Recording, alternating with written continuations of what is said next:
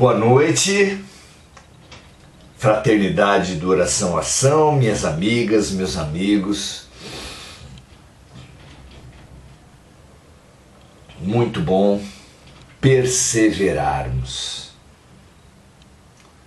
Fala-se com muita correção que é muito fácil casar, muito difícil manter um casamento, muito fácil obter um emprego, difícil perseverar.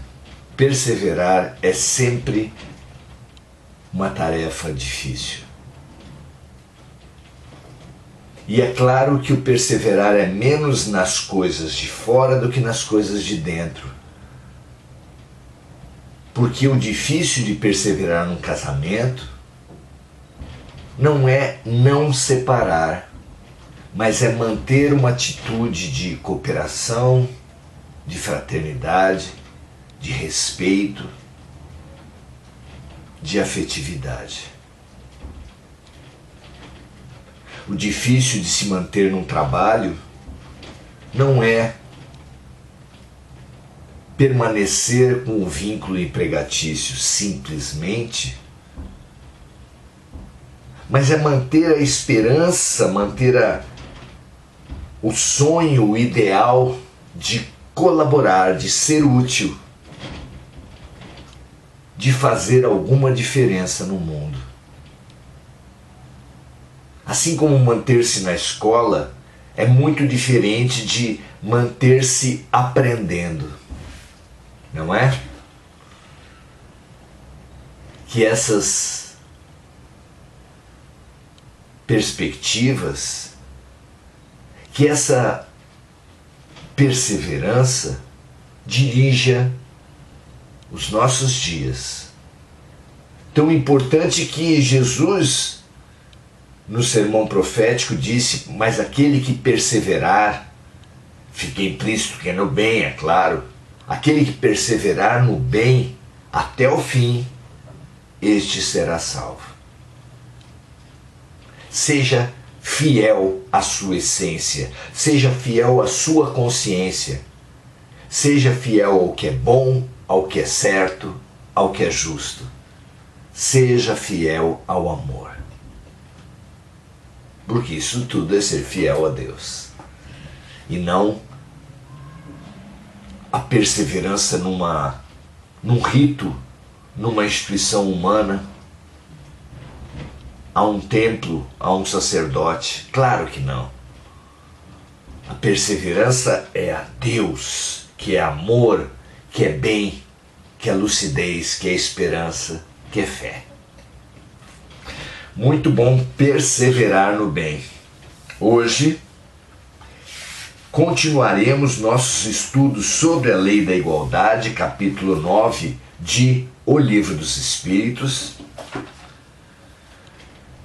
Hoje no item 800, no item Desigualdade das Riquezas, na pergunta 808, 808A e 809.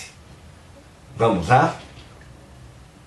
Venha conosco, investiguemos, adquiramos o conhecimento, o autoconhecimento, porque todo aprendizado fora nos remete a um aprendizado sobre nós mesmos, e todo aprendizado fora e dentro precisa resultar na prática do bem, porque senão será teoria sem prática,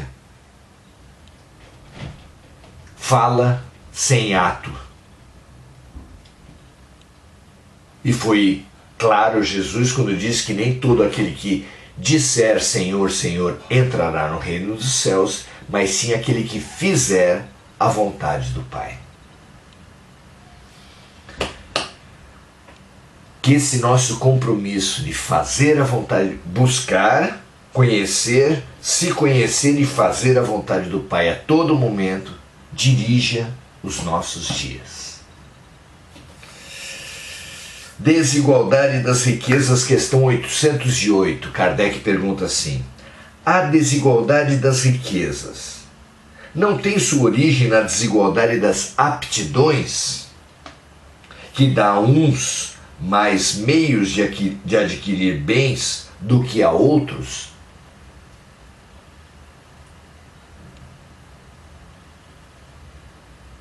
veja o que Kardec pergunta. Será que a desigualdade das riquezas não é resultado da diferença das capacidades entre os seres? E a resposta é sim e não. A resposta dos espíritos é sim e não.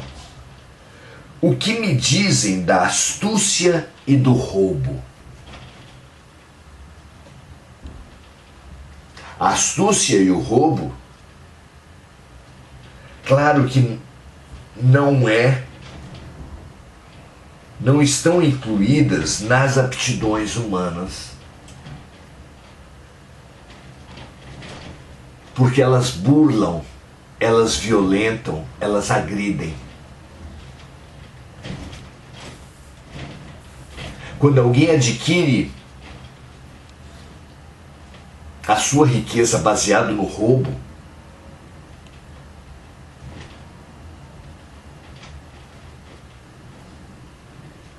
não gera uma desigualdade legítima. E Jesus foi muito claro ao falar que é mais difícil um rico entrar no reino dos céus do que um camelo entrar no buraco de uma agulha. Com isso ele disse indiretamente que a grande maioria das riquezas vem da iniquidade, da injustiça, do mal praticado. Assim,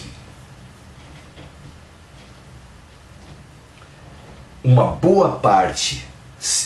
grande parte das riquezas não vem da diferença das aptidões, mas de alguma forma de astúcia e roubo, como a exploração dos empregados, a exploração dos parceiros comerciais, a degradação ambiental, a mentira como estratégia de marketing e da própria produção dos bens.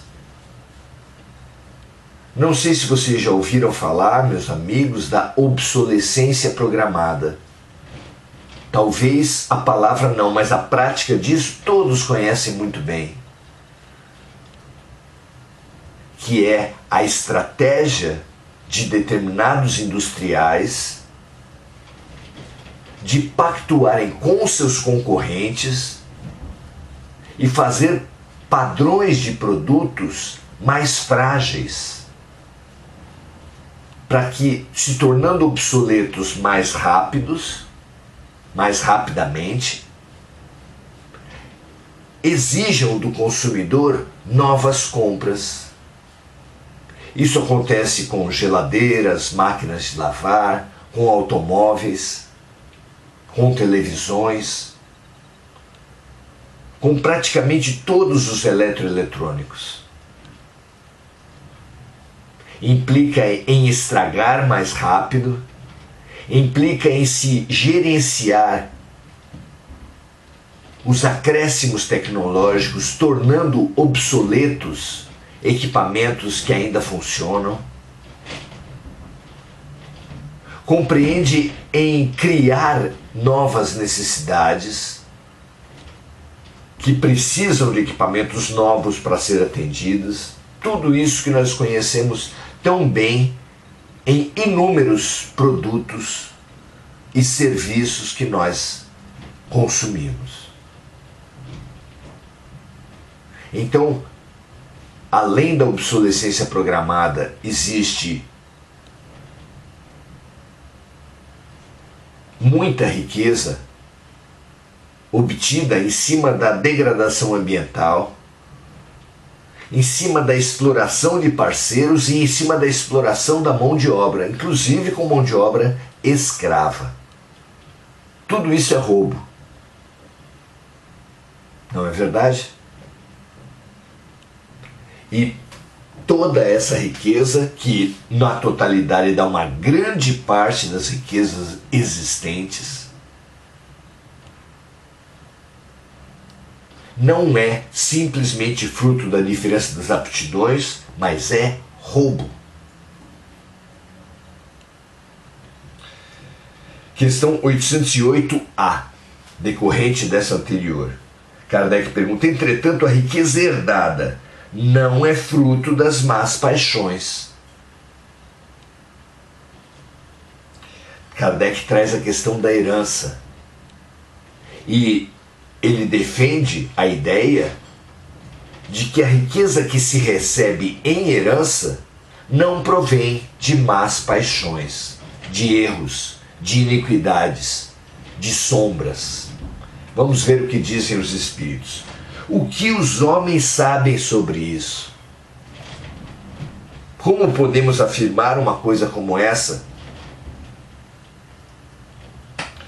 Busquem a origem de tal riqueza e verão que nem sempre ela é pura. Podemos dizer quase nunca, raramente. Sabem porventura se lá no princípio ela não foi fruto de um roubo ou de uma injustiça?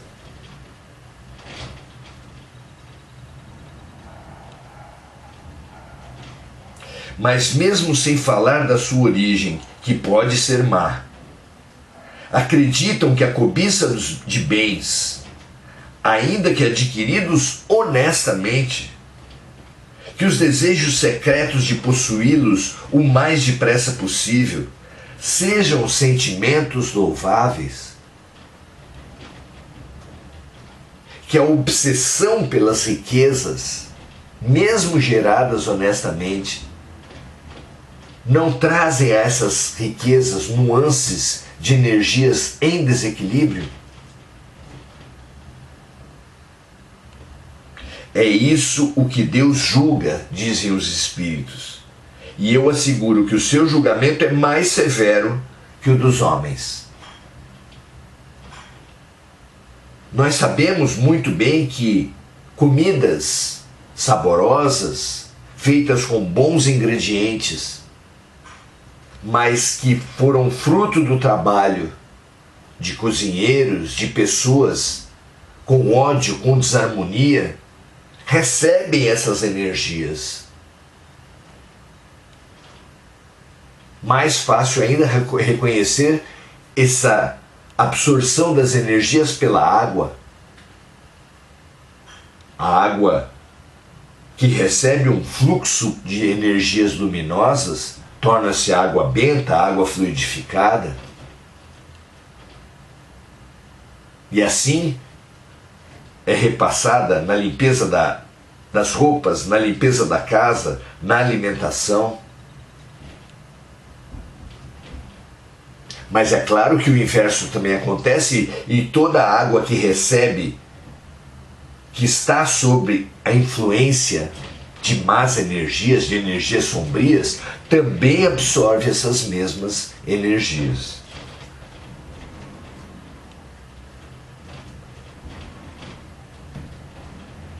Então, mesmo que desconsiderando a origem má das riquezas, quando as riquezas estão num jogo de inveja, de humilhação do outro,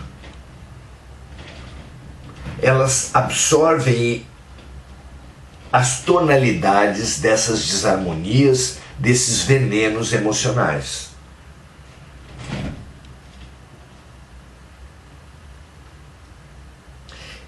E terminam os Espíritos essa pergunta dizendo: é isso que Deus julga, e eu asseguro que o seu julgamento é mais severo que o dos homens.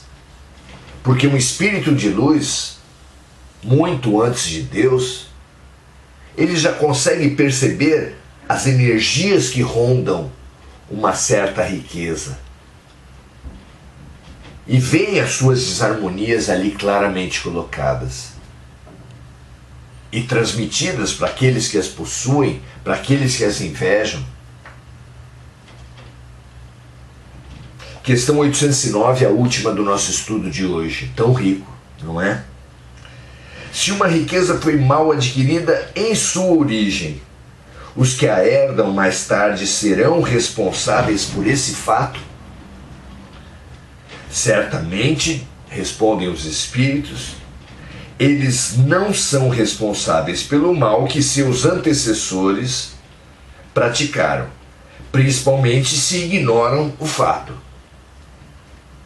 Muitas vezes um homem recebe a riqueza para ter a oportunidade de reparar uma injustiça.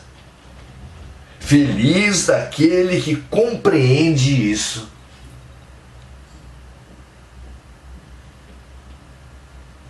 Então, se cai para nós uma riqueza e nós investigando com responsabilidade, responsabilidade é responder pelos seus erros, responder pelas energias que recebe. Se alguém que recebe uma herança, por exemplo, de um parente fazendeiro e descobre que ele fez a sua fortuna também à custa de trabalho escravo, também à custa de degradação do meio ambiente, também à custa de exploração de parceiros, se recebe recursos financeiros de um banco que extorquiu dinheiro dos seus clientes com base em juros abusivos,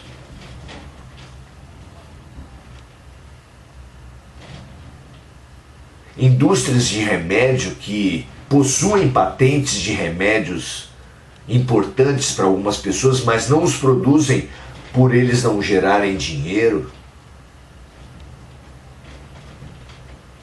ou produzem propositalmente remédios que dão efeitos colaterais que só podem ser enfrentados por outros remédios da própria indústria. Tudo isso acontece a todo tempo, numa escala que nós nem podemos supor, mas que só o que sabemos já é suficiente para entender que é uma diretriz muito forte, muito disseminada. Então, os herdeiros são responsáveis pelo mal de onde veio a riqueza que ele herdou? Dizem os espíritos, certamente eles não são responsáveis pelo mal que seus antecessores praticaram, principalmente se ignoram o fato. Mas não devem ignorar, devem pesquisar. E se souberem de iniquidades, de explorações, de males que estiverem na origem daquela riqueza, o que fazer? Dizem os espíritos, muitas vezes um homem recebe a riqueza para ter a oportunidade de reparar uma injustiça. Feliz daquele que compreende isso. Se fizer o reparo em nome daquele que cometeu a injustiça do seu antepassado, do seu antecessor, a reparação será levada em conta para ambos. E às vezes, um bisneto recebe uma herança de seu pai, que o recebeu por sua vez de seu avô, mas esse bisneto é o mesmo avô reencarnado, que veio como bisneto para reparar os males de cuja prática veio aquela fortuna, aquela riqueza. Então quem recebe uma riqueza que é oriunda da degradação ambiental precisa investir na recomposição ambiental. Quem recebe uma riqueza oriunda da exploração de mão de obra deve promover uma reparação, uma indenização, claro. Quem recebe uma riqueza baseada na relação exploratória de parceiros comerciais deve renegociar contratos, inclusive com perdas para si mesmo, mas reparando as injustiças feitas. Jesus nos alerta para isso quando diz na parábola do mau administrador, nos incitando: fazei amigos com as riquezas oriundas do mal. Ou, em outras palavras, granjeai amigos com as riquezas oriundas da iniquidade. Precisamos todos ter essa consciência da necessidade dessa tarefa. Porque se a Terra vai entrar numa fase de regeneração, estará habilitado para ela quem trabalhar agora para fazer a regeneração. E se um recurso cair na sua mão, investigue de que males, de que práticas desarmonizadas ele veio e repare, reconstrua. Faça amigos com as riquezas oriundas do mal. Isso assim, as riquezas externas, como as próprias riquezas internas. Porque todas as nossas qualidades, se essa é a nossa melhor encarnação, se parte pelo menos das nossas habilidades foram adquiridas em outras vidas, foram adquiridas em situações moralmente mais comprometedoras do que a atual. Necessariamente. E isso quer dizer o quê? Que os talentos, as habilidades profissionais, artísticas, intelectuais, religiosas, a própria mediunidade,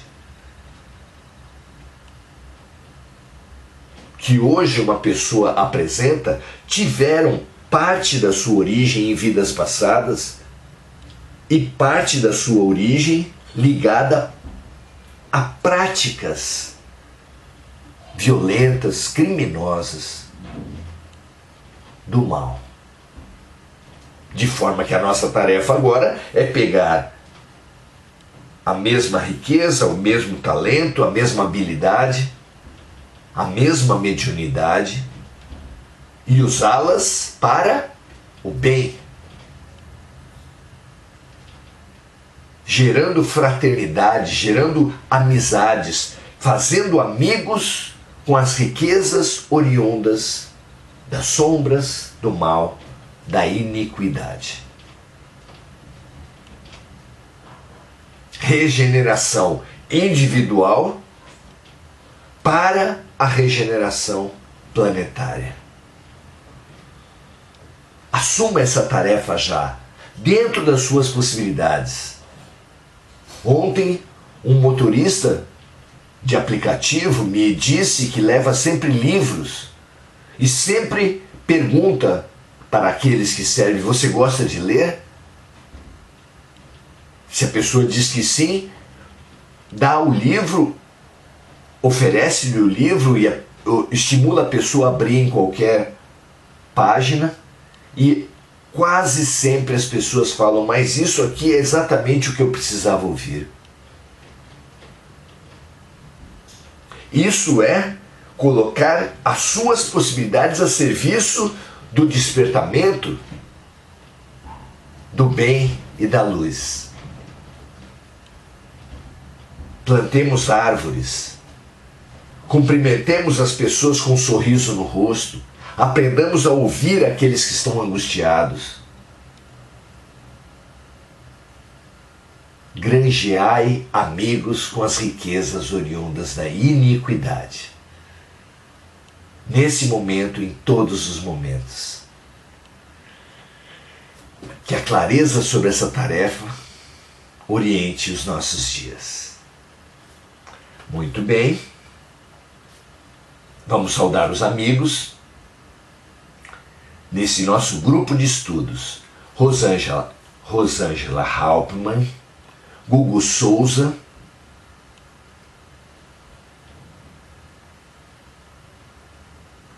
A Gugu nos diz que a força motriz de um mundo melhor está na mente imbuída de gratidão. Muito legal. Nalva Gorri dando o seu boa noite. Gugu Souza expressando sua gratidão por esse nosso momento. Marco Aurélio Trindade falando da infinita riqueza espiritual, da qual somos todos portadores, inclusive através do nosso tempo e do nosso pensamento, que é uma imensa riqueza espiritual.